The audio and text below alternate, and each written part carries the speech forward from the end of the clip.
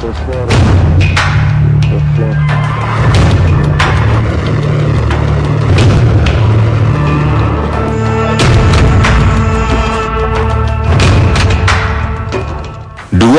tahun sudah perang dingin antara Amerika Serikat dan Rusia berakhir. Sebuah pertemuan besar antara pemimpin Soviet Mikhail Gorbachev dan Presiden Amerika Serikat George Bush di Malta mengumumkan akhir dari perang dingin. Kini, seperempat abad kemudian, para politisi dan ahli militer Rusia memperingatkan bahwa tak lama lagi dunia memiliki kemungkinan akan menghadapi perang dingin jilid 2. Menurut Wakil Menteri Luar Negeri Rusia, Sergei Ryabkov, hubungan antara Rusia dan Amerika Serikat mulai naik turun jauh sebelum konflik Ukraina dan bukan atas kesalahan Rusia.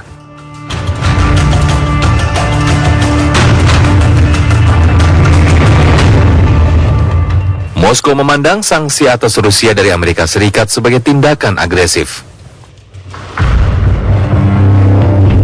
Perang dingin abad ke-20 berakar dari sebuah konfrontasi ideologi yang tak bisa didamaikan antara Amerika Serikat dan Uni Soviet.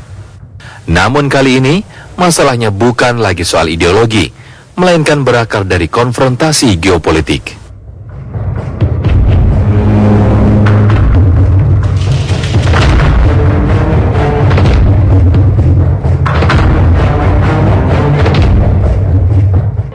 Menanggapi ancaman terulangnya perang dingin, di tahun 2015, Rusia telah merencanakan sekitar 4.000 kegiatan latihan militer untuk berbagai tingkat dan skala kegiatan.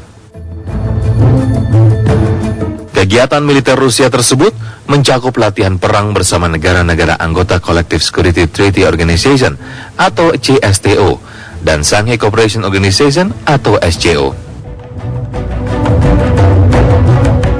Prioritas dalam latihan militer Angkatan Bersenjata Rusia di tahun 2015 adalah penyempurnaan persiapan staf militer dari berbagai angkatan dalam hal kepemimpinan dan penggunaan sistem manajemen dan peralatan komunikasi paling mutakhir. Bahkan Angkatan Bersenjata Rusia mulai memamerkan rudal jelajah antara benua dalam sebuah parade militer belum lama ini. Rusia mengancam akan menggunakan kekuatan rudal di Eropa jika negara NATO tetap berkeras membangun pertahanan anti-rudal yang didukung Amerika Serikat. Rusia khawatir pembangunan pertahanan anti-rudal yang didukung Amerika Serikat dan NATO tersebut akan mengancam keamanan Rusia. Rusia mengancam jika rudal pertahanan Eropa tersebut tetap dibangun, maka Rusia siap memperkuat hulu ledak pada rudal-rudal balistiknya. Amerika Serikat dan NATO beralasan bahwa rencana penempatan pertahanan rudal di Eropa Tengah ini hanya untuk perlindungan dari kemungkinan serangan Iran dan Korea Utara. Meski demikian, NATO mengakui bahwa sistem rudal pertahanan yang akan dibangun Amerika Serikat dan NATO nantinya masih belum bisa menandingi kekuatan nuklir Rusia. Saat ini, pemerintah Rusia secara drastis meningkatkan anggaran belanja militernya sejak bersih tegang dengan Amerika Serikat dan NATO. Anggaran belanja militer Rusia mayoritas digunakan untuk pembelian pesawat jet tempur, tank tempur, kapal selam nuklir, dan amunisi rudal, serta latihan tempur hingga 85% dalam 5 tahun terakhir. Lonjakan pengeluaran anggaran belanja militer Rusia terjadi sejak tahun 2012 dan diproyeksikan akan terus terjadi hingga 2017. Bahkan Kremlin mengumumkan akan menghabiskan sekitar 600 triliun US dollar untuk program persenjataan militer Rusia hingga tahun 2020. Tujuan program ini untuk memodernisasi kemampuan militer Rusia. Untuk menutup rencana anggaran tahun 2015, Rusia semakin gencar meningkatkan penjualan senjatanya.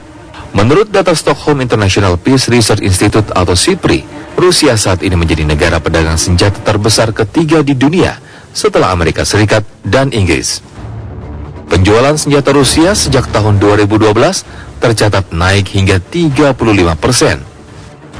Program modernisasi militer Kremlin muncul justru di saat Rusia dihantam krisis ekonomi dan diperparah dengan sanksi dari negara-negara barat.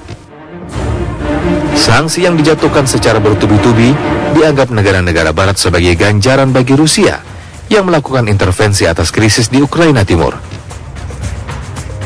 Saat ini, Rusia telah memiliki ratusan jet tempur, ratusan tank tempur, dan 8 kapal perang baru yang semuanya siap beroperasikan hingga tahun 2020. Bahkan, sebuah kapal selam nuklir canggih terbaru juga sudah dipamerkan Rusia. Upaya Rusia dalam memodernisasi perlengkapan dan persenjataan militernya diyakini sebagai jawaban atas kesiapan perang terhadap ancaman negara-negara Barat.